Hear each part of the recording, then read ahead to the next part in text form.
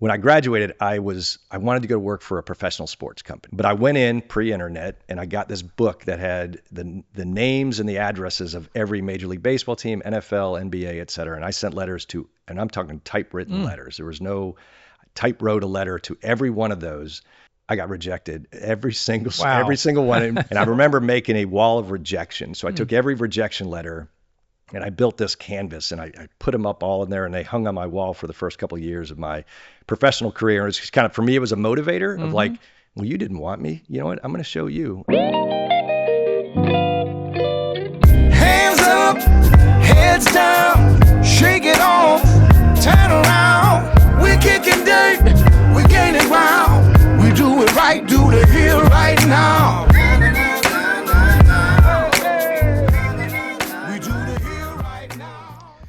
Scott Millson, welcome to Super TRUEper. Thank you so much for having me. Really appreciate the opportunity to be here. Yeah. This is where like I want music to play and stuff. When I say welcome to, like I want applause. It's in my head. It's in my head. I can hear it. Thanks for coming to town. Yeah, absolutely. So the first thing that's going to happen is this is going to be a very disjointed conversation.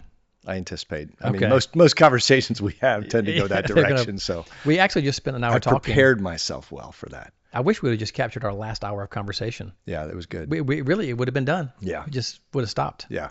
But we'll try to bring some of the magic back. All right. Good deal. Okay. So Scott Millson, formerly Millson James. Millson James, yeah. Formerly President Hub, Florida. Yep. Before that, the pride of Orange Park High School. OPHS, baby. Can we pull that up? Do we have an image? Can we go ahead and pull that up? I really like to see. As long as it doesn't include a picture of me, because we're going to find a picture of you with hair. Oh, there we are. There it is. So is that a Buccaneer? No, that's a Raider. That's a Buccaneer, by the way. That is a Raider. That is definitely a Buccaneer. No, but it's a Raider. Where is Orange Park? So what you're not seeing there is we had this thing called the Raider Dome too. Google just put Raider Dome. Can you do this in real time? Which, made us feel like we were the Astrodome. Not even close, but it was a Raider Dome. There we go. Oh, they don't have a shot of it. Oh. They're the inside. They got the inside shot. Oh, is that it? That's right there. That's inside. Thing? That's inside of the Raider Dome. That's a high school. Yeah. So you can see the dome roof there? I do. That was our big thing. Yeah. It was cement, but. Are the colors orange and black? Orange and black. Okay. Yep. So it's a suburb of Jacksonville, so just south of Jacksonville. So Jacksonville is, Duval. Duval? Yep. We are in a separate county, so we are not Duval. We are Clay, but we are just south of Jacksonville, suburb of, but totally a different county. Got it. Yeah. Small little town. Loved it. How many people do you think are there? There were probably 8,000 to 9,000 people. Okay, so about the same time. Yeah. Guntersville size. Yeah. 9,000 people here in Lake Now, it depends on how you classify. I mean, I think you could go kind of on the outskirts of suburbs of Orange Park, if there is such a thing. You might get a little bit bigger, but I think in Orange Park proper, it's pretty small. Yeah. You were in the suburbs. Well, actually, we went to, I take everyone on a tour, Loved it. Little Scotty Smith tour. Yep. And you saw Claysville, where I grew up. Yep. It's technically the city limits now. Okay. I used to say I grew up in a suburb of Guntersville. Britt, what's a suburb? I guess maybe because Grant is incorporated. I don't know if Guntersville has any suburbs anymore. Yeah. Our suburb would be a town called Middleburg, which is a small little town further south of Orange Park. And so, you can get small town, and then there's Keystone Heights a little bit further south of that. So it's all still in Clay County, but all suburbs of what I would classify as Orange Park. I just feel like that's like just a hot, humid mess in the summer. It's anytime that I go through a town in Florida, I just think back to these early settlers thinking, WTF? Like, what were you thinking? Yeah. There was no air conditioning. There was no nothing. Like, how the heck did somebody decide this is the place I want to be? Because it's hot and sticky. And I think we were just talking about some comedy sketches we were writing. I find myself like thinking in terms of that. Yeah. And I just imagine somebody going, "Hey, Bill, you good? I'm tired, man. Like, it's good with you, good with me. Let's call it I think there's a creek right here. Yeah.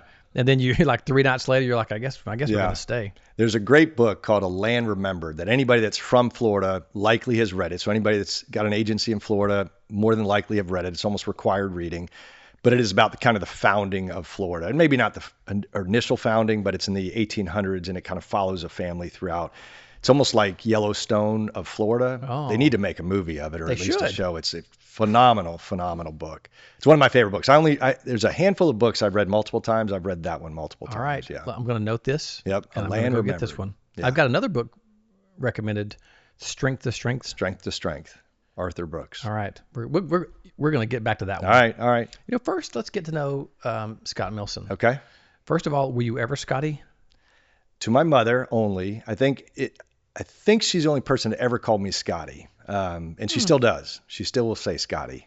She's now 86 years old, and she will still refer to You're me as still little Scotty. Scotty. Yeah. But everybody else, no, I was Scooter. I think I was Scooter in the early years. But that's the only nickname related to Scott. There are some other nicknames, but we may not go there. There's like two people in my life that call me Scooter. They're totally unrelated. I think they just did it. So I was Scotty, birth till about first grade. Okay. My family called me Scotty. Everybody called me Scotty. My mother liked to tell this story. She's not with us anymore, but she loved to tell it. So apparently in first grade, she came home from work one day, and I said, Mom, I need to talk to you. And I took her to sat her down on the couch, and I said, from this day forward, I will be known as Scott. I am too old to be called Scotty. All right. And she said it's one of the first times she cried because she felt like I was Did growing she hold up. firm to that? Did Yeah. she? Okay. Yeah. She heeded your wishes. All right. What's interesting in the True Network now, because we have Scotty P, Yep. Scott Patterson, everybody calls me Scott, but there is a whole subset of people who call me Scotty. Yeah. Like my kids really brought it back. So both my kids, Carson and Madeline, Interesting. called me Scotty.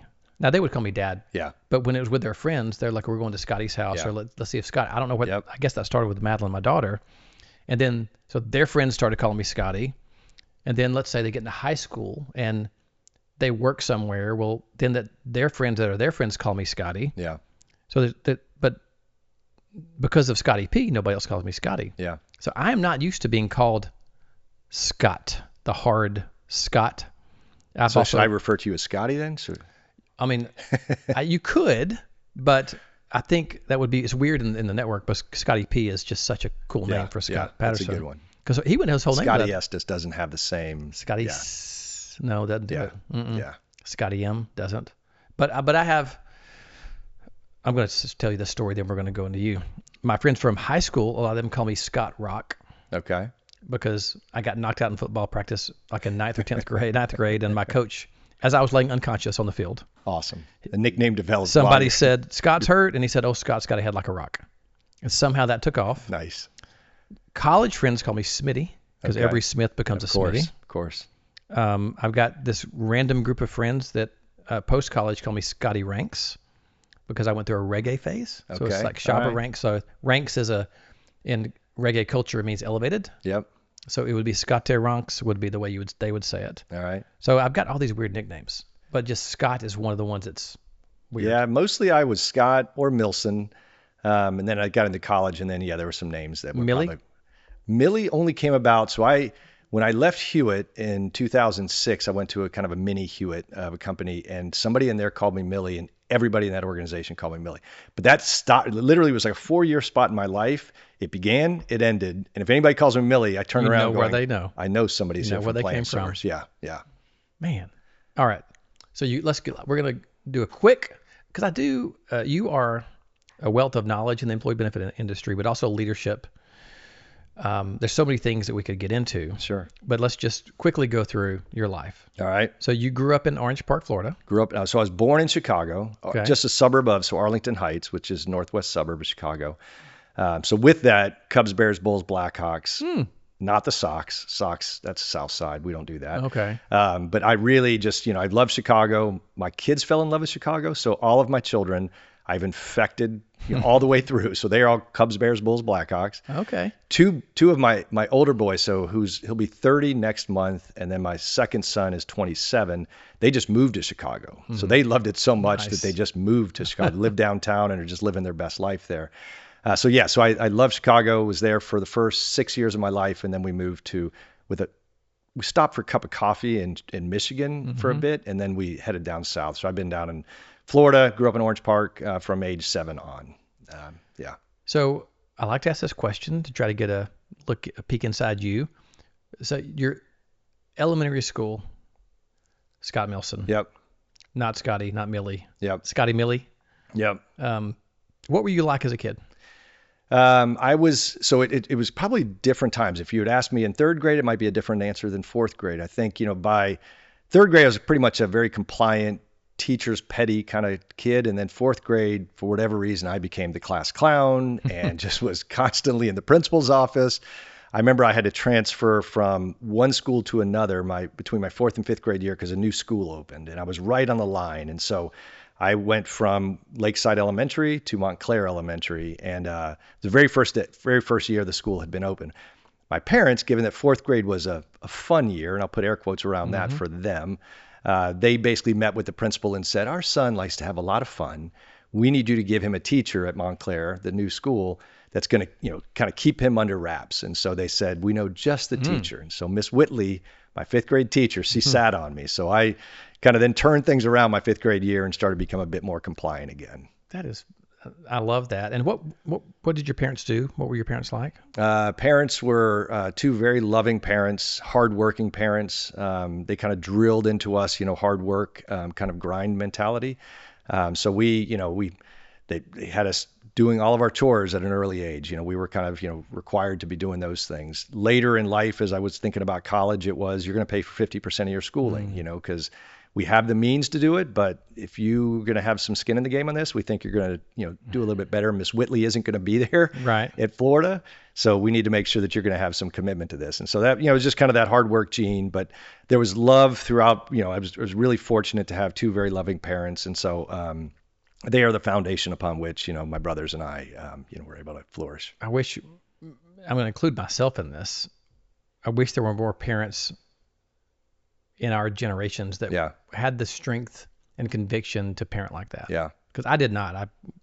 You saw kind of how I grew up, and I just always wanted to give my kids more. Yeah. And,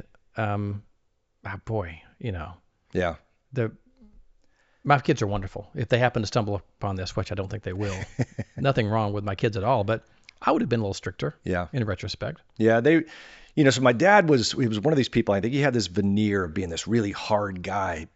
Underneath that veneer, he was just a teddy bear, and I cry at Publix commercials. You show me a good Publix commercial, you show me somebody coming home from military, with a dad meeting their child or their mother meeting their kids out on the football field after being deployed.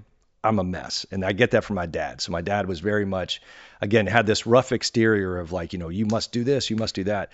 But, if really pressed upon it, he would melt like a crying baby. Yeah.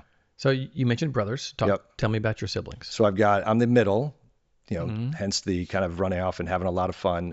So older brother is they're 2.5 years spread between both of them. So my older brother lives in Virginia now. It's actually in the insurance industry of all things. And then my younger brother is 2.5 years younger. He lives in Jacksonville area, Orange Park, actually Fleming Island. And so, he's around mom, which is nice because she's still there as well. Close with both of them? Yeah. Very close. My younger brother and I are, he was my best man at my wedding. Okay. He was, we're very close, very similar to one another. My older brother and I were similar as well, but there were more dissimilarities, but still a lot of love for him. We actually just had this past weekend was a wedding. My younger brother's youngest daughter just got married, and so we were all together. So it was kind of a nice family weekend. So we got to feel that love. So let's go to high school. Yeah. Scotty Millson. Yeah. So probably closer to the fourth grade, Scott Millson. Okay. So kind of had some fun, and did see the inside of the principal's office and the dean's office. And back then, a little bit of interesting information. That corporal punishment was still a thing when I was in high school. So me too. I saw the backside of a paddle many times for some of the stuff that we did. But I had a great time. I know a lot of people sometimes they have a love-hate with high school. I absolutely loved my high school years. I had a good group of friends. We liked to push the envelope, and we had some fun. Again, air quotes around that. Yeah. Parents may not have thought it was too much fun, but just a good group of people, I think, that lifted one another up. And it was nice because a bunch of my friends from high school also went to the same college I did, which is maybe foreshadowing where we're going next. And so it was nice to kind of have, some friends, immediate friends as I went off to Florida. Yep. And what were you in? Sports or extracurricular stuff? What were you doing? Yeah, early on, I was in every sport. I was never the best, but I was always kind of, upper end of things. And I played, football, baseball, basketball, soccer, you name it. And what I started to realize is about sixth grade, when everybody else started filling out, I was just going up and I was thin. So I realized early in my life that running was going to have to be my thing. Because I loved, when I'd be playing football and the coach would get mad at us and say, everybody go take 2 laps. I would just go run, and I just ran, and I was kind of like Forrest Gump, and I would just run and run and run until they told us to stop. And so I realized I had a bit more of a natural, gift towards running and distance running. So that was really my sport in high school, and did pretty well. I was able to make varsity as a freshman. And so that kind of had me make some older friends, which was also kind of part of the fun/challenge for my parents. Right. But it was, I had a good run, no pun intended. All right. And what was after high school like for you? Yeah, so I went to University of Florida. It was kind of funny. When I first moved to Florida when I was 7, my initial set of friends were all Florida State fans. So I like to say I didn't know any better. So I love that. I went to Florida, fell in line with a bunch of Florida State fans, or friends who were Florida State fans. And so I was a Florida State fan all through high school up until the beginning of my senior year. And I then started realizing, okay, I need to start thinking about college, and realized I wanted to go to Florida instead of Florida State for whatever reasons, whether it was because more friends were going there or the academics was a little bit different. And so I decided to go to Florida. Again, such a different time. I applied to one school. That was it. I suicided Florida and was like, I don't know what my backup plan was if I didn't get in. But I applied to Florida, got in, and then went up there and had a great 4.5 years. So now you're infected with sort of the Gator Chomp. Orange and blue, baby. Tom Petty. Yep. You were on Tuesday today, our little Tuesday show, and you played. Of course I did. Is it Won't Back Down? Won't Back Down. Yeah. Yep. Yep. Great. I mean, Tom Petty, being that he's a Gainesville boy, and you and I talked about this. I'm not a huge music person, but you put a Tom Petty song on, and I'm right there, dancing along and singing along. So I love the fact that music just does different things for different people. Yeah. Right. Like everybody kind of feels their. You say you're not a big music fan, but you just needed the right music. It's true. With the right feeling to pull the right emotions out of you. And that happens to be Tom Petty. Yeah. It's really funny. So again, go back to this wedding that I was at just recently. There was a point at which, everybody, everything happens and they cut the cake and then it's like, okay, now it's dance time. So everybody goes out to the dance floor.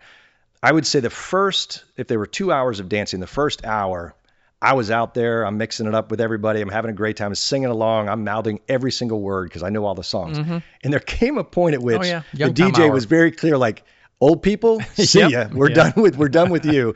And they played a bunch of songs. And I'm like, I have no idea what this song is. And all the kids did. They all were dancing. And I hung with them for a while, but I came to a point I was like, I have no idea what the heck they're talking about. That is a modern phenomenon, whether it's the local bar or pub or a wedding is the ultimate. Yeah. It's like, let's play all the wedding DJ hits. Yep. Right? We're going to play all those.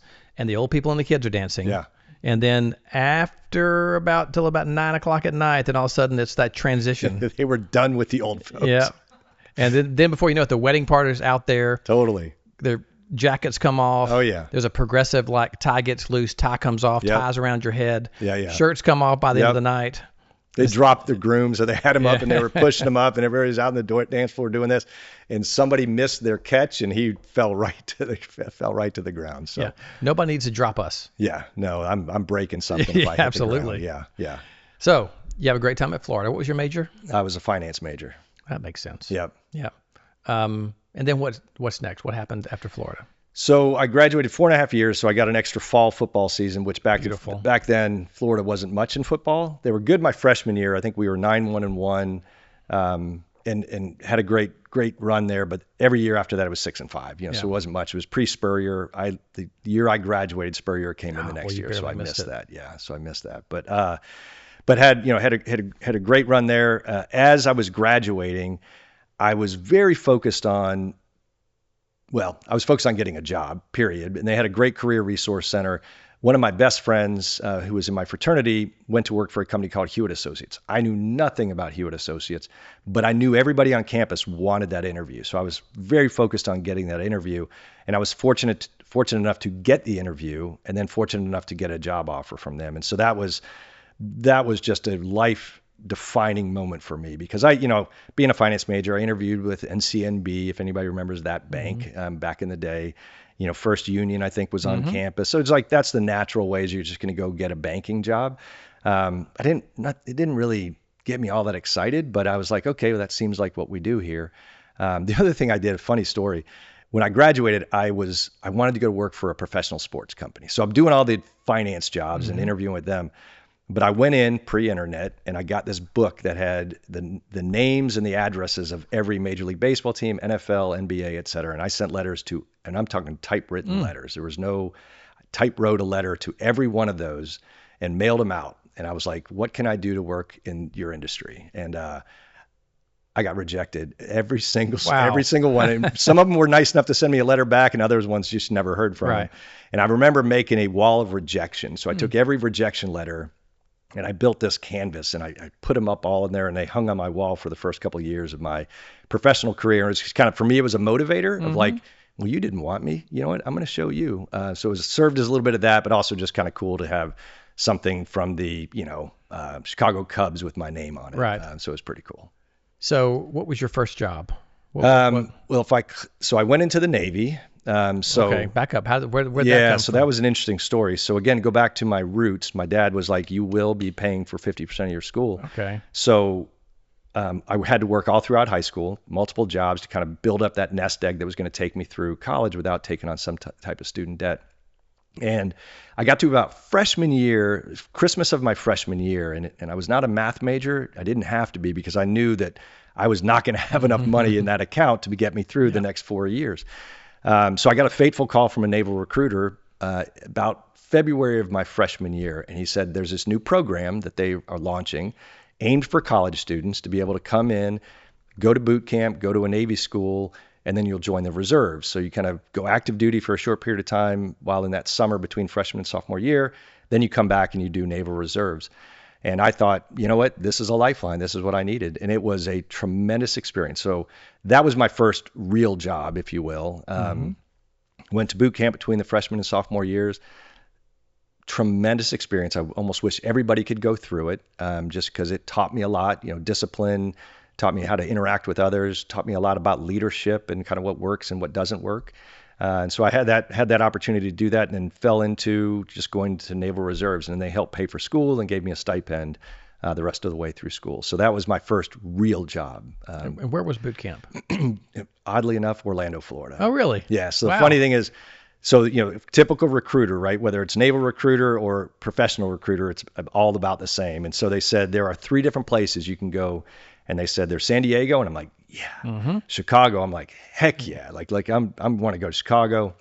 And there's Orlando, and I said, tell you what, guys, I'm in if you can send me to San Diego or Chicago. 100% I will sign on the dotted line. And they're like, yep, no problem. We'll work that. Sign here. I signed there, and about a week later, they came back and they said, congratulations, we've got a date for you. You're going to Orlando. Oh, man. And I'm like, come on, really, guys? So I went to boot camp in Orlando, which when you go to boot camp from May through August, just hotter than Hades. Yeah, absolutely. And you're out marching on what they called the grinder, and it was a fun time, but very hot for sure.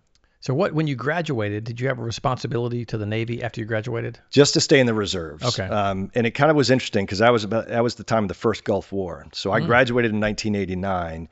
I asked my now wife, to marry me in September of 90, and we were going to get married in July of 91. Well, the war broke out in March of 91, and there were I think there were 4 squadrons around the U.S. that did what we did. I was in transport. It's called a VR squadron. We were transport, and they sent 2 of them overseas to go not fight in the war. I would have basically been stationed in Italy, away from all the fray, but I would have had to go, and I would have been called up to active duty. And here I now had this great job at Hewitt Associates, this job that I really wanted, and it was touch and go. And my wife was beside herself because she's like, "You're gonna get called up, and we're not gonna be able to get married." And so thankfully they sent 2 of the squadrons over, kept 2 behind, and I was on the behind the team. So, and then after that, I did put in for my commission, was planning to kind of, go and do officer for a period of time.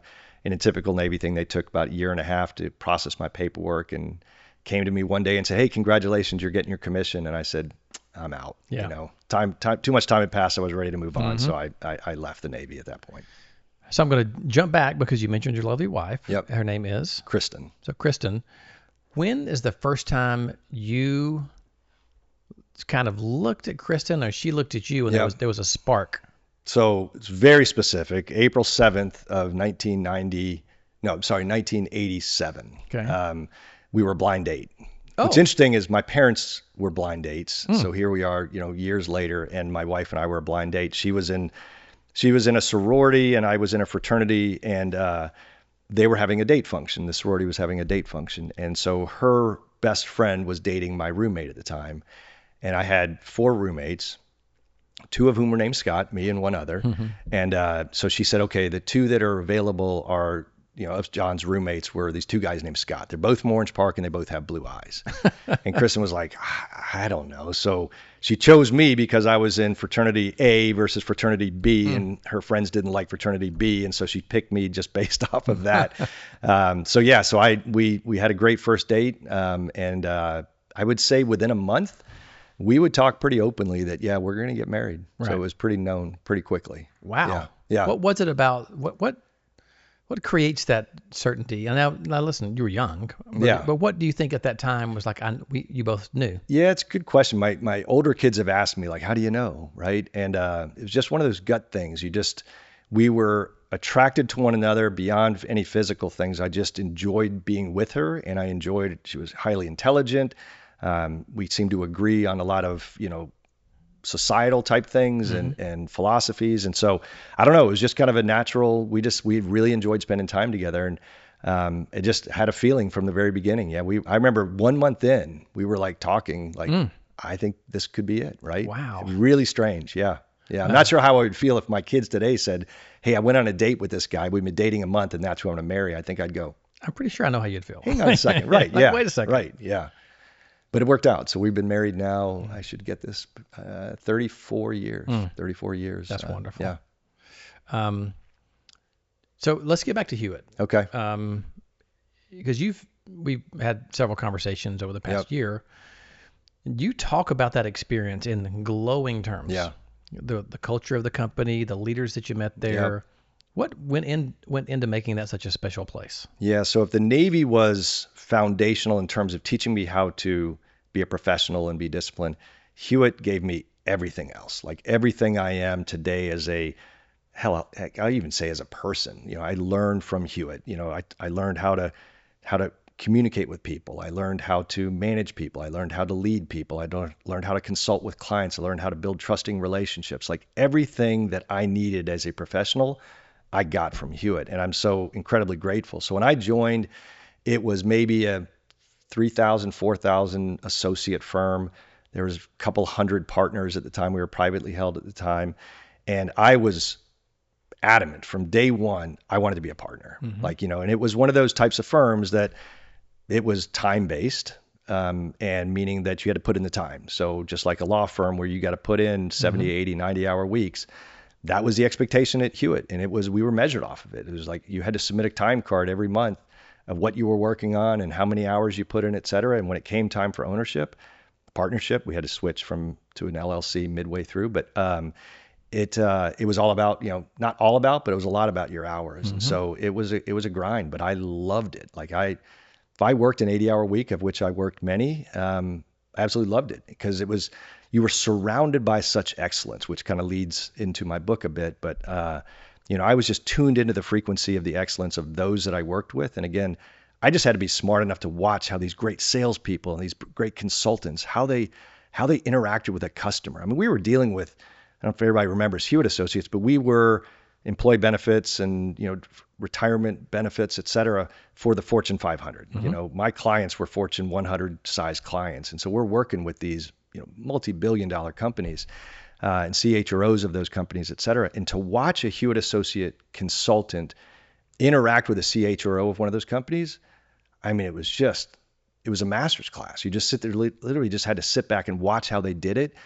And then if you were smart enough, you try to replicate it. And so that was really kind of the foundation. And so I owe everything I have to Hewitt Associates. And it is a shell of what it once was. The company is now it went public and then it got bought and it's been sold off a bunch of times. There's really not much left of it. It's a company called Alight, which is just, it's a shadow of the company that it once was. Yeah. When you were saying you learned all these things, communication and all the things, what I was thinking, you alluded to it that you saw it by example, so you watched, but I'm curious, whenever I think of a company like that, I think of sort of leadership had to establish all this, and 100%. whether it's how they recruited or what they did, but how did you learn? In what ways did you learn so many things from one organization and the people there? Like, just walk through, whether it's formal, informal, experiential, how did it happen? Yes, yes, and yes. It was all three of those. And so, Hewitt was exceptional at, present company notwithstanding, they were exceptional at hiring the top talent on campuses or bringing talent in from outside. But Hewitt was really good at growing people from within. I mean, a lot of the senior leaders when I got there were hired right out of school. Maybe first job, they worked somewhere for a year or two, but then they joined Hewitt. And Hewitt was really gifted at finding good talent. And when you're surrounded by that excellence and that top talent, the old high tide lifts all boats, iron sharpens iron, whatever metaphor you want to use, it was there. And so, these people who were exceptional at what they did have formalized training. Like they were really grilled into us, this whole idea of a growth mindset and sign up for the next training. And we had this one class, it was brilliant. It was called Charm School. Charm School is teaching us how to do these small things in a client meeting. Like there was, so things like this: don't chew gum, dumb, right? But don't chew gum going into a client meeting. Don't ever put your briefcase on a client's coffee table because you can scratch it and they're going to be ticked off and not want to work with you. If you wore a name tag, you wore it on your right so that when you extended your hand, you're leading with your name. I mean, very, very, very small stuff. You don't ever talk politics or religion with your customer because you don't know where they sit. And so it was all these tiny little things that they would teach us in Charm School. This is how a Hewitt Associates operates. And so it was those types of formalized training. And then there was the experiential. I write a chapter of this in my book that one of the gentlemen, I remember one of my mentors, when I first started, I'd go in his office because I was like a 4-year-old child. Why do we do this? How does this? Where do we, I was constantly asking him questions. And his answer was always, it's in one of those binders. Yeah. And it used to drive me nuts. I'm like, dude, you know the answer. Just give me the answer. And he would say, no, I need you to go find it. You'll find it. And, I learned so much from that because I had to dig for the answer, right? And I retained it more by me having to do that work than just give me the easy answer. And so experiential was a big thing. And then it was just proximity. You just watch how they did it. When I watched those mentors go into a client meeting, and I would watch how they prepared, I would watch how they unpacked the problem, I would watch them fall in love with the client's problem, I'd watch how they closed, overcame objections. And again, you just sit there and watch and you just collect all these things and kind of add them into your repertoire. So it was great on all three of those different ways. Yeah. I want to give 3 personal experiences around that I was thinking when you were talking, and then kind of build on this some more. The first is that my wife, Val, Miss Hot Dog, when she'll listen to this because she listens to Super Troopers. When she was hearing your Charm School, she was nodding her head because she was known for, she creates this little training manual for all of her new team members, but it's email etiquette, Zoom etiquette. And a lot of people are like, why are you writing this down? And she's like, because this is how you do it. Yeah. This is how you type an email. This is how you dress when you're on a Zoom call. And I think some of those small details get lost sometimes. The second was you saying that one of your mentors said, look it up. It reminded me when you saw the little trailer I grew up in. I have a vivid memory. I was a bookwormy kind of kid. I loved Hardy Boys books. I was reading a Hardy Boys book, and they were describing Joe Hardy. Yeah, because Frank was the responsible one. Joe was the and the word impetuous came up, and I said, "Mom, what does impetuous mean?" And she said, "Look up in the dictionary." And I can remember going, "Oh, right, you know the answer, Ma. Just tell me." But isn't that crazy? I remember that. Yeah. I remember going and looking it up. This is what impetuous means. And now you know. And that happened countless times. Yeah.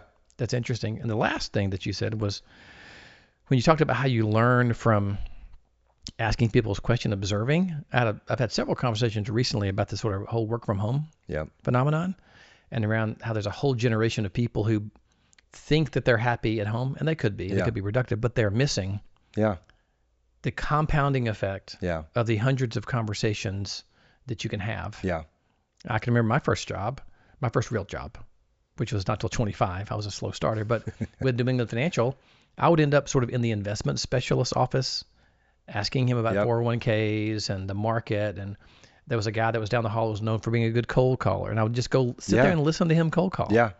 And those things only happen when you're in an office. You know, COVID was a wonderful thing in many different ways and a terrible thing in other ways. And I think one of the wonderful pieces that came from it was it did teach us that we could do things remotely. But anything taken to an extreme becomes a negative. And I think, in my opinion, and it's probably people listening to this will be screaming at me, a fully remote is tough because I do think you miss those opportunities to rub elbows, to be able to see how a consultant or how a salesperson or how a great account executive manages a situation, or that the person that says, hey, you know what, I'm going on this meeting, come with me. What a blessing, right? I mean, so many different times somebody would say, hey, come with me to this meeting. You're not going to really have a role in it, but I want you to come and watch. And when I was afforded those opportunities, I was a kid in a candy store. Just let me, if I get to sit there and watch that excellence happen. And I grew from that. And so I think, if we're fully remote, meaning that we're not really interacting, we're just waking up, and look, there's a lot of efficiencies that come with that. I get it. But if we think of the long-term development, I just think we're social people. We're social animals. We need to interact with one another. And I just think by osmosis, you'll learn a lot. When I really sit back and think about that, I think remote work is wonderful for some people, and people can get the job done. So sometimes when I'm arguing this side of this point, I'm not saying you can't do it. That's right. You can obviously do it. And of course we have to filter our own experiences, but I can vividly remember sitting in my little cubicle and somebody coming down the hall and said, hey, we're going to grab lunch. You want to go with us? Yeah. So as a fly on the wall, I'm going to a Schlotsky's sandwich shop with 3 older producers. Right. And I'm just listening to them. And they're talking about, they just wrote this carrier, or they did that. Like, there's so much learning involved and we are social people. That it works, obviously. People can be fully remote. But when the true team is fully remote. When we get together, it is a multiplier of our productivity and ideas. And I 3, 5, 10, 12, 20 times, I don't know, but we get together and good things happen. And so that's it's an interesting phenomenon for leaders to deal with now. I mean, because of my military background, I love, leaders that were military, and I studied them, and so one of my all-time favorite leaders and heroes is General Colin Powell. I was introduced, I knew him obviously because of who he was and what he was in the different wars and the Secretary of State and et cetera, et cetera. But I was introduced to him I attended a conference, a leadership conference that Hewitt put on, go back to, again, that constant wanted to learn and develop. And so they held this leadership conference, and the gentleman they brought in was a guy by the name of Dr. Oren Harari, who was a professor of the University of San Francisco. And he wrote this book called The Leadership Secrets of Colin Powell. Phenomenal read, highly recommended for anybody that wants to be in a leadership position. One of the things he talks about in there is leadership as a force multiplier. And this whole idea of force multiplier is something that always resonated with me. And so I think, interacting with people is a force multiplier, because when you go to Schlotsky's or whatever it is, like the impact of that, you don't see it in the moment, but it is a force multiplier, because you're better as a result of hearing the Schlotsky's conversation about that deal that they closed. Or you can be curious and ask them, say, hey, I heard you guys just say, here's how the customer reacted to that, and here's why did you do it that way? Why did you ask that question? Why did you follow up with that? And look, in today's world, and this is kind of a basis of my book as well, is we are all distracted. There are so many distractions. When we're sitting in a conference room, when you get together with the true folks and everybody's together, how many people are really on their phone? Maybe some, right? Because maybe something important came in, et cetera. When you're on a Zoom call, how many people are kind of holding that thing up right here so you can't see it in the camera, and my eyes look like I'm there, but I am totally disengaged.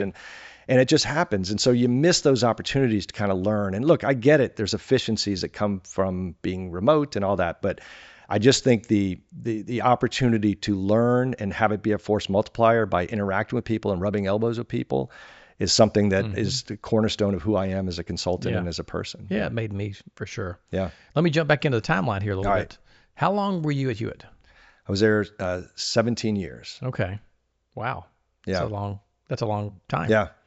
And why did that come to an end, and where did you go after? Yeah. So I mentioned earlier, and I failed to kind of give you the full rundown of it. So I was focused on becoming a partner, right? So that was my goal. My goal, unwritten, but in my head, was before I hit my 10th year. And I was fortunate to get invited in my 9.5 years. After 9.5 years, I was invited into the partnership. And it was career defining for me, just that achieving that objective and being invited into that. I was one of the youngest partners ever to be invited into Hewitt, because most people came from the consulting side. I came from the outsourcing side, so more the technology side, et cetera. And so I was fortunate, very fortunate to have that opportunity. I then, with a quick aside here, I left Hewitt to join a spin-off of Hewitt called Sagio, which anybody listening to this that was around in the late 90s, you may remember this. We were going to solve world hunger with healthcare and what we were doing. And we were using this newfangled thing called the interweb. And so, whatever. So bomb happens, it gets folded back in. And so I came back into Hewitt. I never really left, but we had to give up our partnership, which was kind of crazy that here I fought so hard for this. And then I decided I'm going to, leave and give up my partnership to join this spinoff. But we got folded back in. And after that, Hewitt went public in 2002.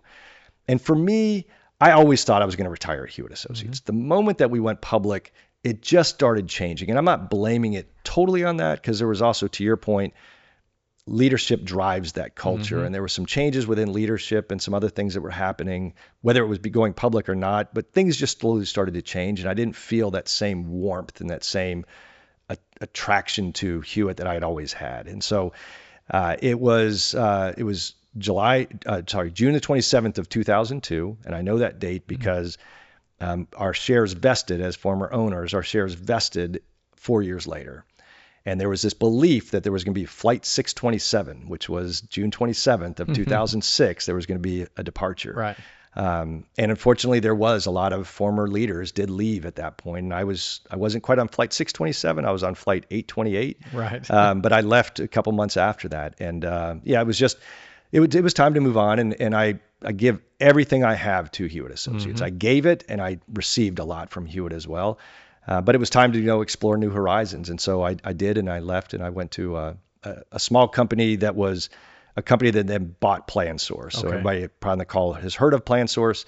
We bought it when it was two guys in a garage building it out, and took it national, and it was a great run with them for a couple of years. And then after PlanSource? So PlanSource, I was there 4 years and left to then found my own firm, Millson James, in 2010. So Millson James was founded July 1st of 2010. And what was there a first time you thought about, hey, I think I want to do my own thing. This is what I want it to be. What's the origin story of Millson James? So I don't know how much more time we have, but so I will do it succinctly. But so my father was an entrepreneur of sorts. He was Harvard MBA trained. My dad was not the typical Ivy League graduate. He was a grinder. Again, made me pay for half my school. He told his parents, I'm paying for my school. They didn't tell him. He said, I'm paying for 100% of my school. So he worked his way all through MBA school, got his Harvard MBA, went to work for Arthur Andersen before Enron blew that up, and had a good run there, but then ultimately decided to choose family over the corporate grind, and then bought his own store. So he bought a store down in Orange Park, Florida, and that's what took us down there. But so I share that because he was an entrepreneur, had a great run owning his own company. He owned a couple of retail stores, but then Walmart came to town and sent that into the toilet. And, he had to retire, or not retire. He had to leave that business behind at an early age and was struggling, his last couple of years trying to figure out how he's going to make ends meet when he was probably 52 years old. And, the business was kind of coming towards an end. So I had this scar, this wound of my father and the failed business that he had towards the end of his career, that I was like, I am never going to own my own business.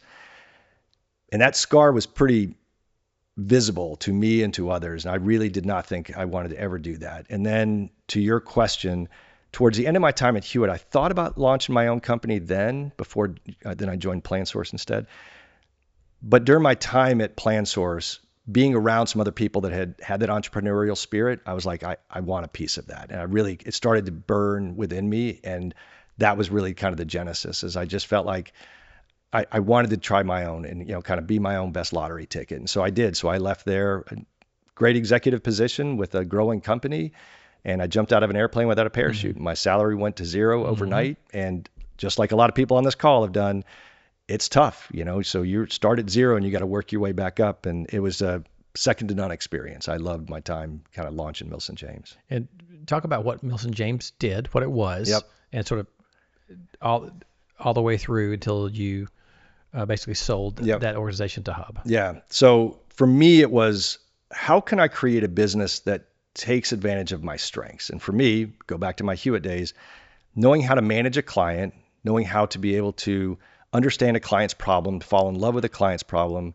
communication, problem solving, all those things. So for me, it was less about what I was going to do in terms of the content of it, meaning, is it benefits? Is it technology? What's it going to be?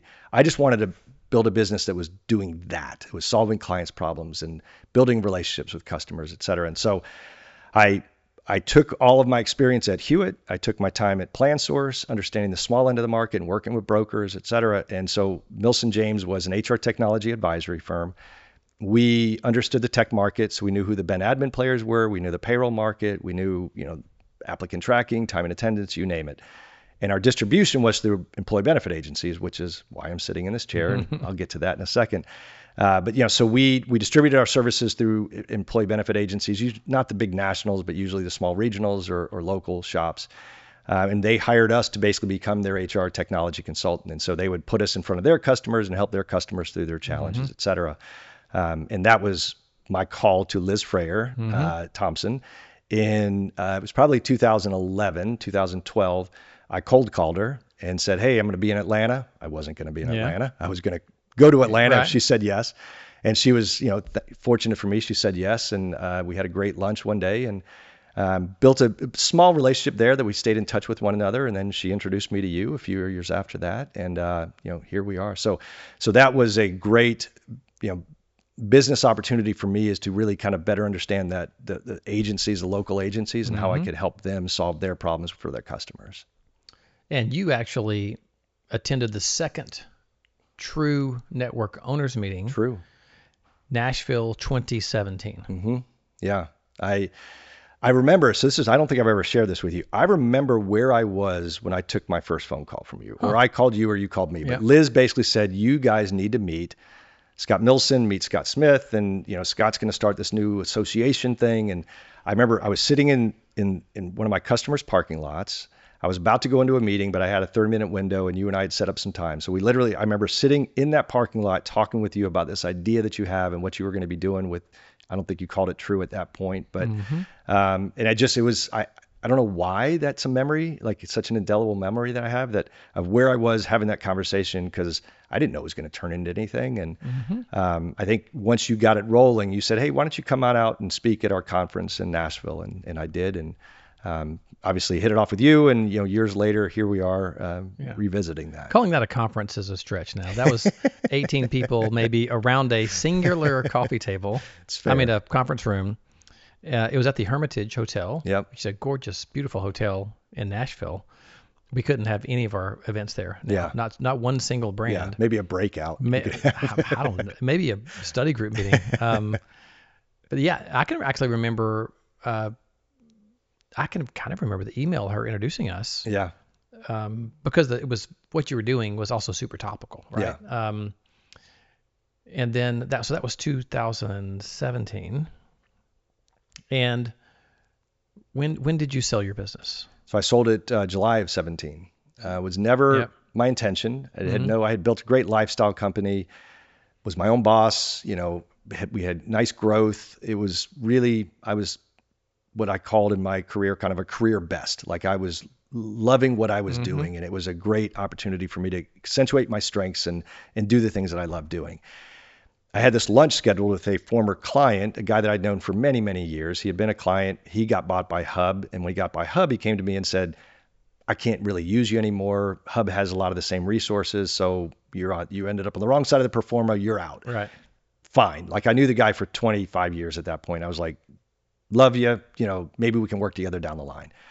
So he's now a part of Hub, and he'd been a part of Hub for a few years. I scheduled a lunch with him to say, hey, you've been inside of Hub now. Why don't we meet, and maybe there's an opportunity to work together again.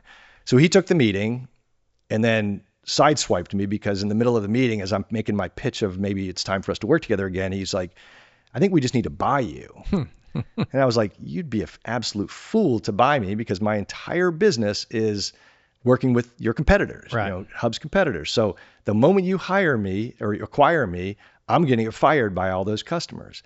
And he said, I think you're underplaying the relationships you have with those agencies. I think they won't fire you. And I was like, all right, man, it's your call. But I do remember calling my wife at the end of that lunch, and I said, hey, she goes, how was your lunch with Chris? And I said, it was great, good catching up, whatever. And she goes, well, was he interested in kind of bringing you back in? And I said, no, he's interested in buying me. And she goes, why would you do that? That was her initial response. And I thought, I don't know. And so I slept on it and prayed on it for a while, and it ultimately worked out to my advantage. The story that I will share with you, I don't know if I've ever shared this with you. I think I shared it with either Val or Liz, but when we got acquired, I had to call all my current customers. And I think we were working with both Liz and Val with a product we had created. We created it's called DIY 1095, which was an ACA form filler, et cetera. And they were using that tool. And I called them to say, hey, I want to let you know, we've been purchased by Hub. There's going to be, a wall up between us and Hub. You don't need to worry about that. Everything's going to remain confidential. I'm not going to ever talk about your agency to Hub, et cetera. So I think we're going to be fine here. It's my sales pitch. Yeah. And they took the call, heard me out. I got a call back. I can't remember if this was Val or Liz. And they said, we have so enjoyed working with you, but we're not going to work with you anymore. Yeah. Kind of what I anticipated might be the issue, that you're owned by Hub now. But the thing they told me is what stung me, and it was appropriate, is they said, we have so enjoyed in what we do. And at that point they were true. And they said, we work with small firms, right? That's what we do. You're now owned by a big firm. You're part of a big firm. So as much as we love working with you, that's just kind of counter to what we do. And I said, I heard you. I appreciate your transparency and your candor. And so, it's fine. I totally understand it.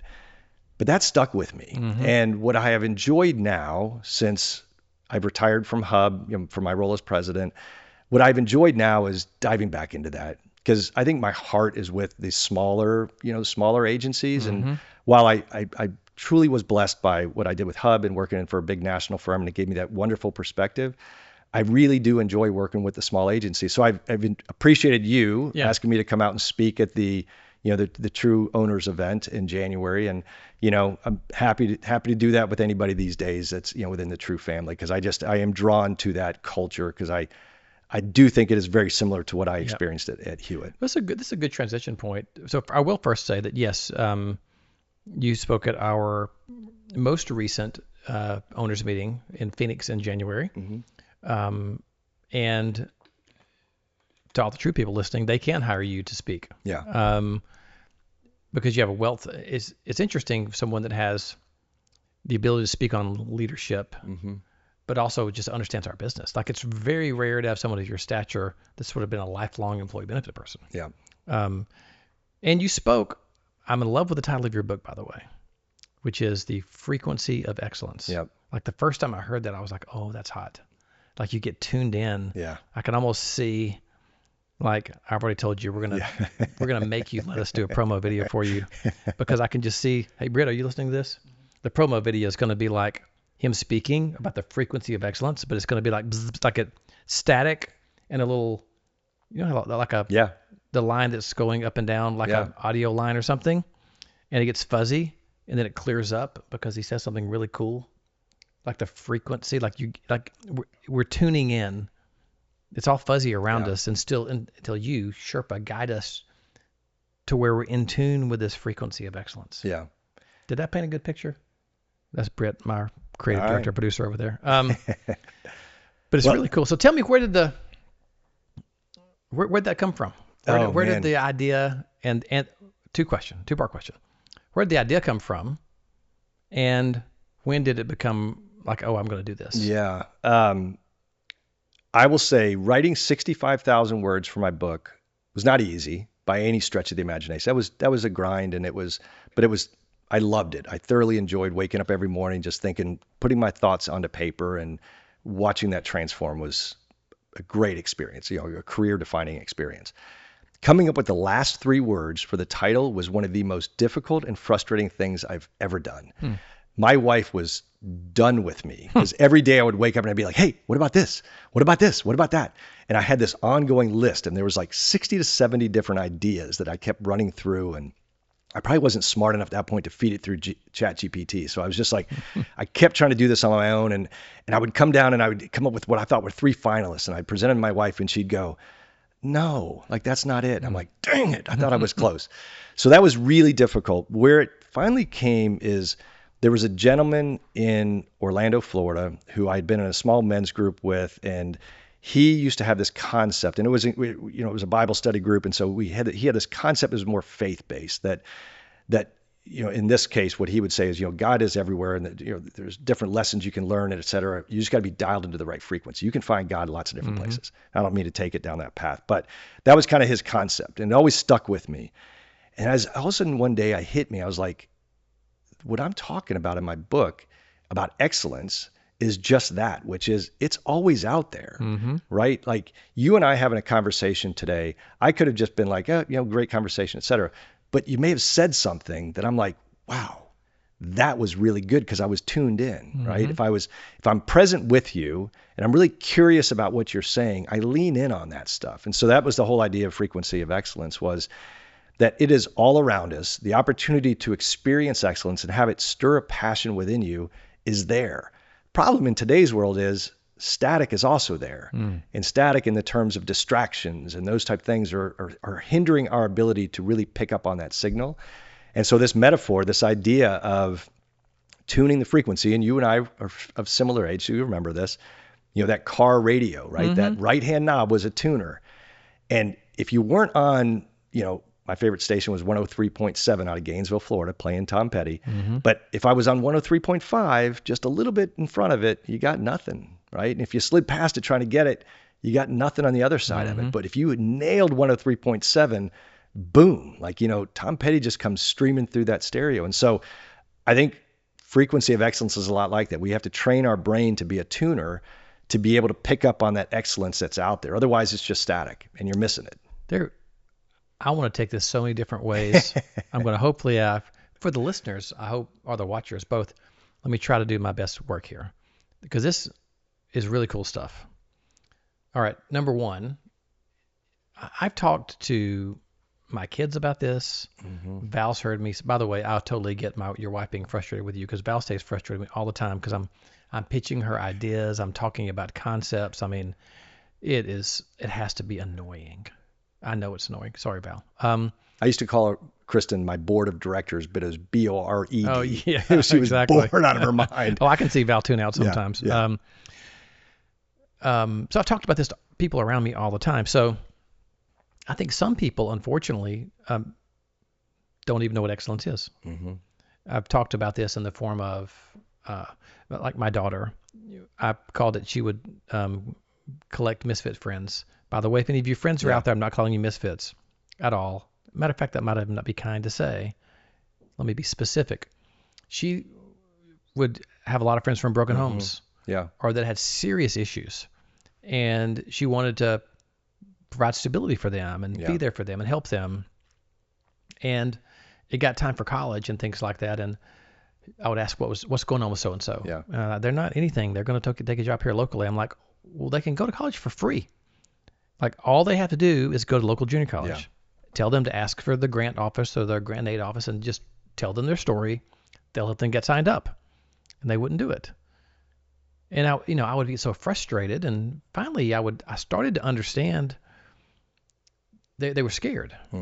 They had never seen anybody before them do anything like that. To walk into someone's office and ask for money, there must be something attached to that. So that's one level of not getting it. Then there's the other level of, like, someone starts a restaurant or a small business just to try to make money, and they don't even know what excellence is like. So my first thought of many when you were talking about the frequency of excellence is, how can we help people? Like the me's and you's of the world. We're so, curious is the right word. Yeah. Our personality, because of all we've had, you were in the Navy, you're at Hewitt, all the experiences you've had and I've had, man, we're in it. Yeah. Some people are not in it. Yeah. How do we help people who are lost, do not have any example? How do we help people get tuned in Yeah. to a frequency that's productive? Yeah. So it's interesting. As I wrote the book, I had this concept for this, but it has come out more in my speaking, and I call it the B5 framework. And so the B5 framework is 5 B action statements that helps people to be able to experience excellence more frequently and more consistently. And it is to be intentional. So there's 5 B's. The first one is to be intentional, and it is to surround yourself with people who will help lift your tide, right? That high tide lifts all boats. And so when you surround yourself with people who are excellent, to your point, maybe you don't know what that means, but you know the people that lift you up. You know the people that make you feel good. You know the people that seem to be on a path that might be something you'd want to replicate. You know, I've had probably 50 mentors in my life. Never once did I ever go to somebody and say, hey, will you mentor me? It was just people that I watched do something and I went, that is good. I wanted to aspire to do something that they were doing, and I surrounded myself with those types of people. And so, you know, if you can help people understand maybe not exactly what the definition of excellence is, but what are you aspiring to be? And if somebody's doing it, follow them, you know, be around them and let them be your mentor. You don't have to ask them for a formal knighting ceremony of, hey, be my mentor. It's just watch, listen, and learn what they do. And I think that's there. And so being present is a second B statement. So when you're with somebody, be present with them, you know, set that phone aside, you know, really focus in. I have a buddy of mine who's really good at improv, and he actually coaches people on this from a communication standpoint. When you do improv, you got to be locked in, right? Yeah. And he does this great training where it's last word or last letter, first letter. So when he's communicating with somebody, when somebody stops talking, the last letter of what they say, he has to start his next word with that same letter. Try it. Yeah. Or then you can follow it up and then do kind of last word, first word. So the last word they say has to be your first word. When you do that, well, you got to be present with somebody. You can't let it go for a moment and drift off. Like, Nope. But when you're present with somebody and you're watching what they're doing, excellence kind of, you know, comes about more frequently. And so the next one is be curious. So be curious about the person you're sitting across from. You know, ask them follow-up questions. If I'm in a meeting with you and I see you do something, and I'm like, I don't really know why Scott asked that question. Afterwards, ask Scott, hey, Scott, why'd you do that? You know, what were you hoping to gain from that? Where were you headed with that? And again, when you do that and you're present, you have the ability to kind of, you know, take that in and everything. And the fourth one is be bold. So learn from your failures. You know, I think an open wound never heals. And so if you can help heal a wound, and by wound in this case, I mean a bad experience, if you can make something good come from that, it develops a scar. And that scar serves as a reminder for you that this happened, but I learned from it. Something good came from it. If nothing good comes from it, it stays open. That wound never heals.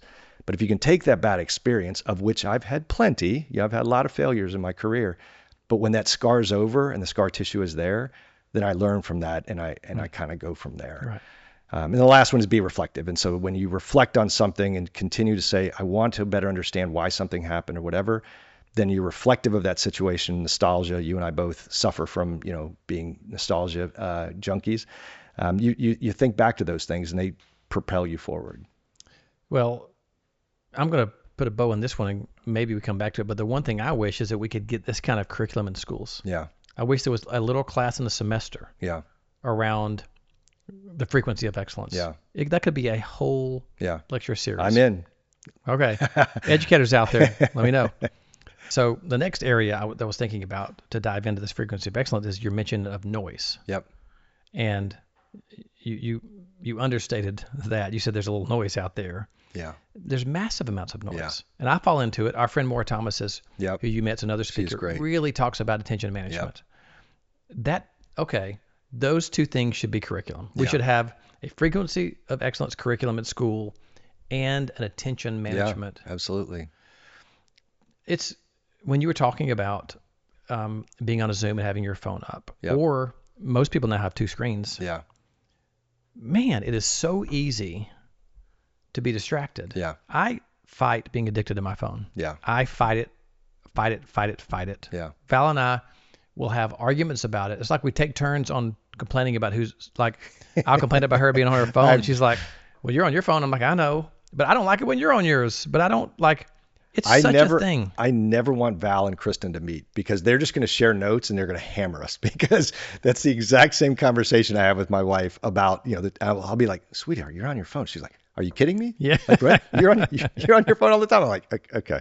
So, why can't we just make it where we get to be on our phones and you don't? That's What's the right. problem here? I don't see the problem. Full devotion. Yeah. Yeah. But I mean, I don't even know what the question is. It's almost like you have to tune some stuff out. Yeah. And it's just, there's two parts to it, right? So you got to tune out. So you got to keep that distraction, that static away. And it is that the metaphor, the visual of that dial is so spot on, because if you don't play with that dial, you're going to sit there in static. And nobody wants to drive down the road listening to white noise when you can kind of faintly hear Tom Petty in the distance, right? Yeah. You want that clear station. You want it to come through beautifully, that you can hear it and keep the beat, et cetera. But you got to play with that dial. And so for me in my career, and what I encourage others to do as part of that B5 framework, is at the core of that is a growth mindset. If you've got a growth mindset and you go into every interaction, every meeting, every Zoom call, whatever it is, and you say, I want to learn something new on this call, guess what? You will. I guarantee it. I guarantee that you will find something new. Because if you train your brain to go into that, playing with that tuner, saying, I'm going to find Tom Petty, I'm going to find that 103.7 on the radio dial, you absolutely will find it. There's no way, but you may have to play with it, right? You got to play with it, but you have to have that, that mentality. It's an old psychology term. I think it was the Bader-Meinhof, which is if I tell you blue car and you leave here today, you're going to see more blue cars, right? And so it's the same thing. If I tell you that excellence is around you, you will see excellence. You will see it more frequently. It's the Bader-Meinhof. You just got to play with that tuner. Just like if you leave here and you start playing with the tuners, you're going to see blue cars. You're going to see blue cars everywhere. You know what? This hit me as you're talking about this is, okay, circuitous route to this point. I'm going to come back to this point, but Stephen McNeil and I were talking about this. We're always talking about how to help True be better, how to serve our mission, how do we help the employees or the team members of these agencies be better. And we were, because sometimes we get a peek at performance of the agencies, and we'll have engaged agencies that are performing poorly. Yeah. And it's like, well, we think we're doing really good work. Yeah. Why are they engaged in True stuff? They're doing the right things, but they're not performing well. Yeah. Stephen had a great analogy. He said, it's almost like when two people go to college, one for the social aspect of it, the other one who's really curious and is wanting to learn. Yeah. They both go to college. Mm-hmm. They both get a degree. They're in it for two totally different reasons. Yeah. And I think some people will come to a True event, and I'm not going to say pretend learn, but they think they're learning. They're really there for the social aspect. Yeah. And I'm not saying that's a bad thing. I'm saying it's true. They're just coming for the social part. Yeah. And sometimes we're expecting good grades from bad students. And that made me think, this gets me so, I love being around you because you make me better. You make me want vice versa, to be better. That. Yeah. So I'm sitting here thinking around, okay, so practically, how do I get tuned in? Yeah. I told you that I was going to come back to this point. So I've noticed this for years, but it takes you a little while to know why. So anytime I travel, it unlocks this crazy amount of creativity. Yeah. I mean, copious amounts of pouring out notes. Crazy. I'm taking, we just went to Albuquerque for one of Al's nephew's wedding, and I came back. We just flew to Albuquerque, spent 2 nights there and flew back. Right. 3 nights there and flew back. It wasn't like I went to Italy and I was actually pretty busy. Yeah. Like we went to family and did these things, but when I eliminate distraction, right? Neither flight had Wi-Fi. I had downtime in my hotel. I typically wake up before Val and go to sleep after Val. Yeah.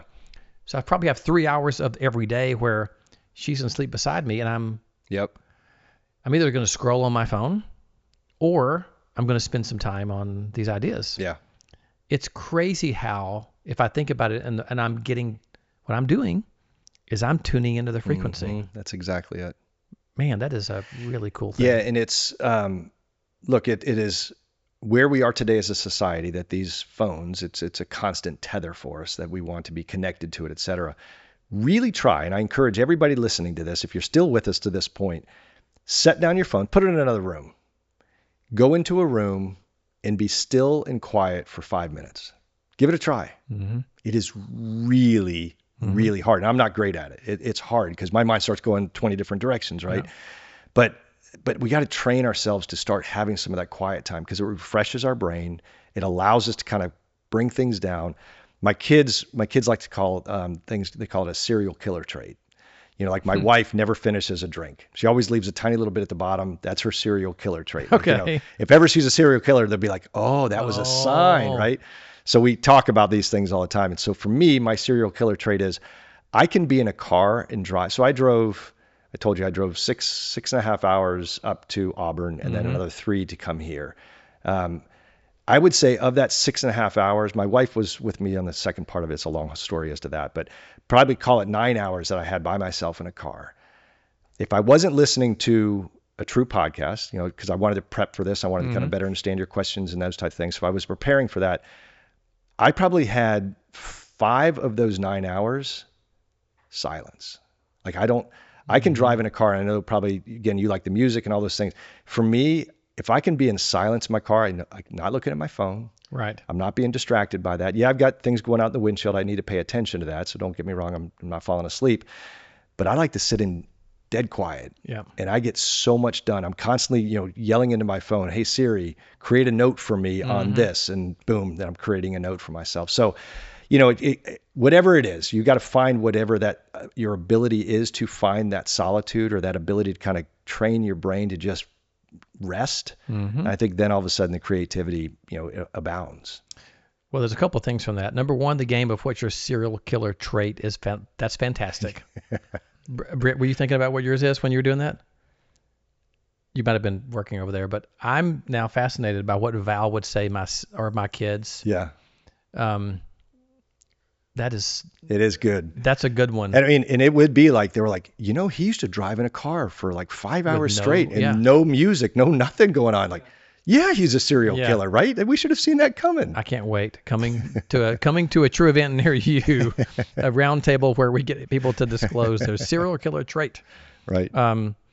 Man. Okay. So that's a good takeaway.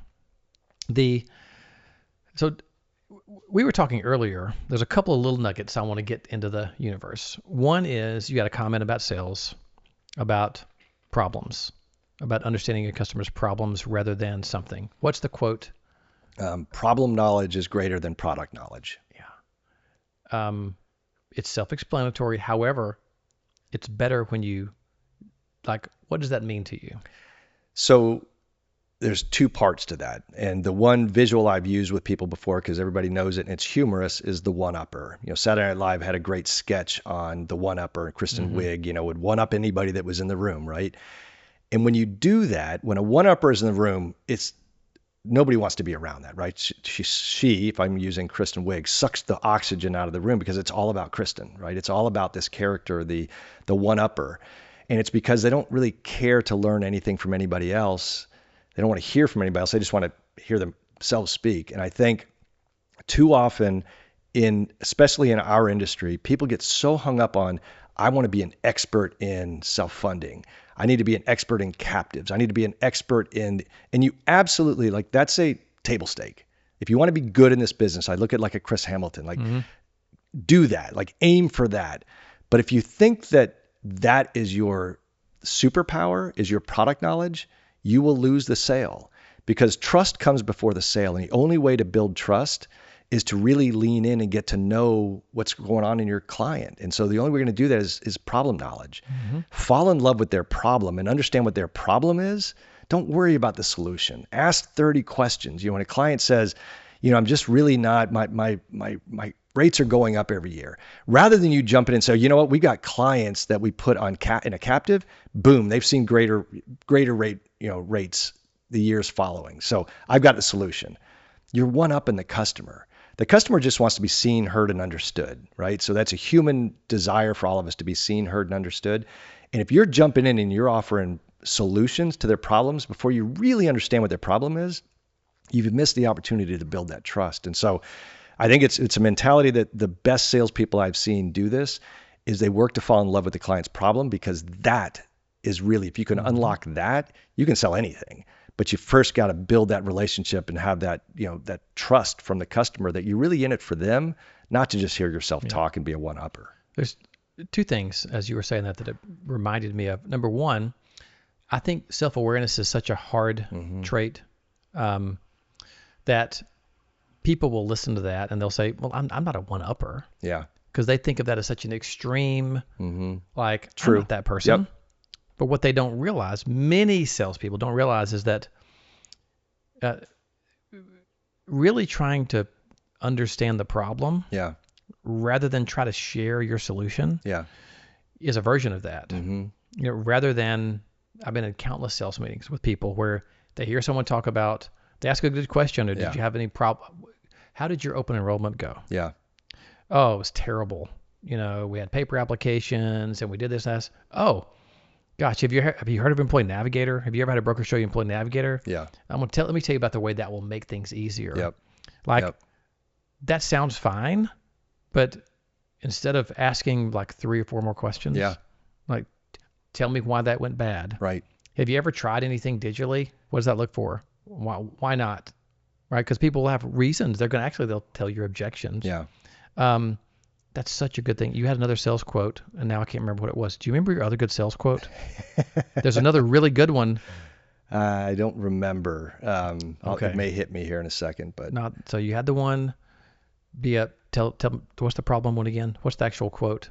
The fall in love with the client's problem, not the solution, or the problem knowledge is greater than product problem knowledge is greater than product knowledge. Oh, I know what it was. Yeah. All right. You're better than I am. You said the other day the problem with most sales organizations and sales leaders is they make it about the sales process instead of the buying process. So there's significantly more books on the selling process, right? If anybody's going to go into sales, or you want to get your sales team reading a book, et cetera, it's all going to be about the sales process.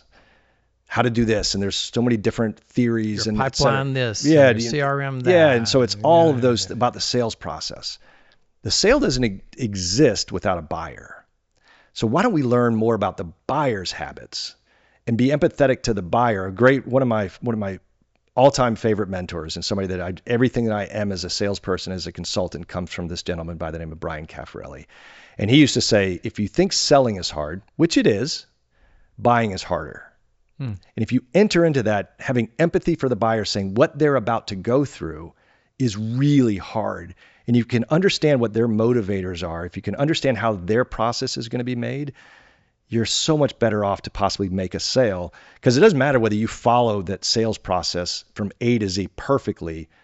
If the buyer doesn't feel it from you, they ain't buying from you. Doesn't matter how great your sales process is.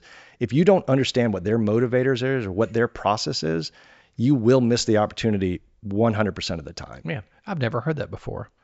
If you think sales is hard, buying is harder. Yeah. That is brand new to me and so appropriate. Yeah. To try to really understand. Like in my mind, I'm thinking, okay, put myself in a typical HR director's role that has 94 employees and that is trying to understand the difference between fully insured and level funded and a captive. And they're also talking to me about carving out my pharmacy. Meanwhile, I've got a lawsuit going on from this employee, and I've got to have this hard conversation with the CFO about this. Like you could just. By the way, the current broker is best friends with best friends with my CEO. Yeah. So if I'm going to walk in and say, I think I should go with this new agency, Liz Freyer, whoever it is, right? I'm putting my reputation on the line that I really believe that this person, this true agency owner is going to be the right person. I'm sticking my neck out there. I got to make sure that I really feel that in order to do it. And so that's, a lot of HR people, this is not their normal thing, right? To your point, they're dealing with HR issues or dealing with legal issues or dealing with, the one big beautiful bill, all these various things that are coming at them. This is not their strength. And so when we start talking about captives and all this stuff, that's a big change for them. And so you got to better understand where that buyer is coming from, because if you don't, they're never going to trust you to be able to say, hey, I'm going to allow you to help me stick my neck out to hire you guys. That's a tough one. So you got to get that buy-in. It's almost like I want to have a whole separate podcast on sales. Yeah. With you. Yeah. Because it's, you name it, I'm here. It's so fun for me to talk about. I love Gunnersville, so bring me back. Okay. anytime. All right. We'll do it. I just get obsessive about sales. Yeah. Around, it's so funny because I've got a couple of speaking things that I'm working on, and I mentioned it to you today. We've got a couple of overlaps. Yeah. And I'm talking about two things. One is listening, and the other is building a contagious community. Yep. With which listening is the real big part of building a contagious community. Yeah. And listening is a huge part of being able to tune in and understand. Yeah. Getting dialed into that frequency. It's that curiosity. Yeah. Be curious. The only way you can be curious is ask questions. Curiosity is in every one of my presentations. Yeah. Every single one. Yeah. And we're not curious enough. Like, I think in today's world, I think it's very self-interest driven, right? Like, I want to get the sale done because it helps me, it helps the company, it helps the firm, helps Patriot, whoever, right? It helps all of our numbers here if I can help make this sale. And it becomes about us, not them. But if you can be empathetic to that buyer, understand what they're going through, and you really lean in and be curious to learn from them, the opportunity to sell is increased dramatically. Yeah, there's two tracks, right? I love that you said being an expert is table stakes. Yeah. So a young salesperson is like, oh man, this sucks. Well, you just have to work at it. Yeah. But if you can be curious and driven and motivated to learn at the same time, if you really look at all the top salespeople, throw out 10% that there's just these oddities. Even assholes, excuse my language, can be really successful salespeople. They really just bulldog their way to success. Throw that out. And we don't want to be like them anyway. The ones that we admire are the smartest people around a subject. They're subject matter experts. Yep. And they're really curious and they're really empathetic and they're trying to get to the bottom of what's going on. Yep. And you've got to have a little bit of time to, when you get those two things to marry, that's when you start really, really seeing success. Well, especially in our industry too, because you can be that a-hole, right? You can be that person who just posts huge numbers every single year.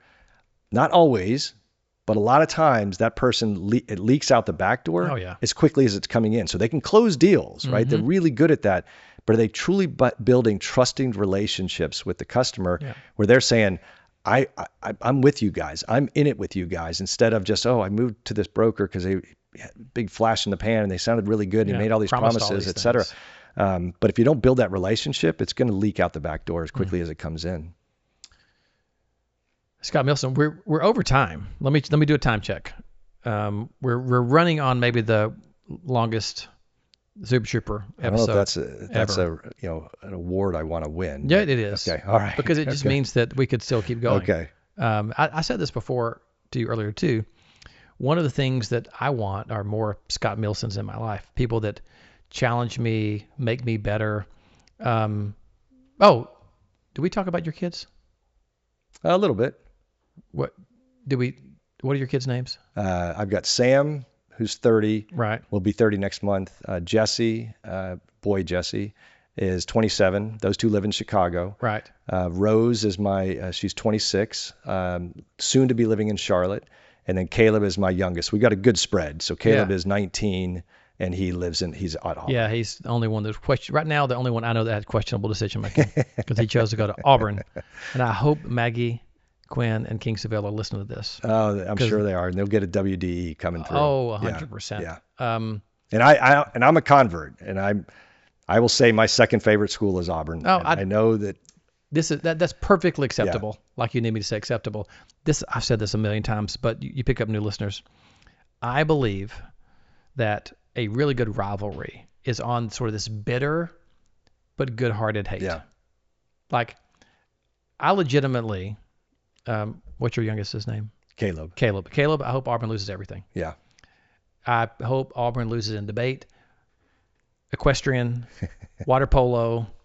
If there is a farmer competition, all right. I hope they lose that to Texas A&M, Mississippi State. That's such a shot there. I love that. I That know. was such a side shot. Yeah, I get right in there into their agriculture schools. If there was a cow tipping competition. Yeah, there you go. Okay. Even All right. better.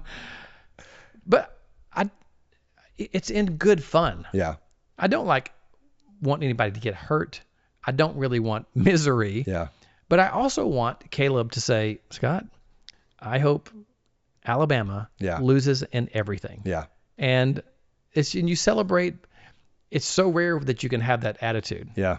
Where, oh, I don't know how my son didn't end up. His 7 best friends went to Auburn, and he somehow was like, Yeah. I wonder where he got this trait. He's very contrarian. No, really? Yeah. Shocker. And he's like, I'm doing my own thing. Yeah. Paved my own path. Not high school Yep. do-over for me. But how much did you love being a dad? Well, you're still a dad, but when they were younger. The single greatest job I've ever had. Oh, man. Hands down. I mean, it's not even close. I believe that I was put here to be a dad. And, it's the greatest job I've ever had. It's the greatest job I ever will have. The cool thing now is I call parenting of adult children the greatest spectator sport, because you go from, you're in the middle of it with them and you're helping drive things, et cetera. But there comes a point where you go, hands off, man. It's you. It's on you. And it is a great spectator sport. I'm happy to jump back in if they need me to. Yeah. But otherwise, it's theirs, and I just love watching what they're doing. And they're going to have some failures, and that's okay, because those wounds will scar over and they'll heal, and they'll be better off as a result. Yeah. What's who's the actor that played Better Call Saul? Bob Odenkirk. Bob Odenkirk. I Bob. just saw an interview with him. Yeah. When someone said, "Who are you jealous of?" And he didn't hesitate. He said, "Who am I jealous of? I'm jealous of people who have young children." Yeah. Yes. Because I had a purpose. Yep. It was breakfast. It was getting ready for school. It was telling jokes to lighten the day. Yep. There was no doubt what I was supposed to be doing. Yep. And I was like, man, I totally get that. Yeah. And not that I want to go back necessarily, but there is something about, people have often said that parenting is the hardest thing you'll do, but only if you care about it. Yeah. It's still hard. Yeah. And challenging. The hardest thing is to let them fail. Yeah, no doubt. And but it's part of it, right? The worst thing that we can do, and I always used to use this image in my head, is, if you watch a caterpillar in a cocoon try to get out, it's troubling because they're struggling mightily, giving everything they have to try to get out of that cocoon. But the worst thing you can do is cut it for them. Because if you cut it for them and they just can get out easily without the struggle, they die. The caterpillar will fall out and die. They have to have that struggle in order to become that butterfly. And that sounds overly dramatic, but I love overly dramatic. You gotta struggle. You gotta have the struggle, because you come out better on the other side of it. Otherwise, you die. You know what I hope it is? Because this would be a good analogy too. Is there are these muscles that they have to work when they're getting out. Yeah. And if they don't work those muscles, they never develop them. Yeah. Which is the atrophy. Man. You got to use them. All right. Sorry, I had to have one parenting thing in there. Yeah. All right, man. We do a cheers at the end of every Super TRUEper. So, man, thank you for hanging out. Absolutely. Thank you for having me. True Greatly love. appreciate it. True love as well. Thank you. Hands up, heads down, shake it off, turn around. We're kicking dirt, we're gaining ground. We do it right, do the hill right now.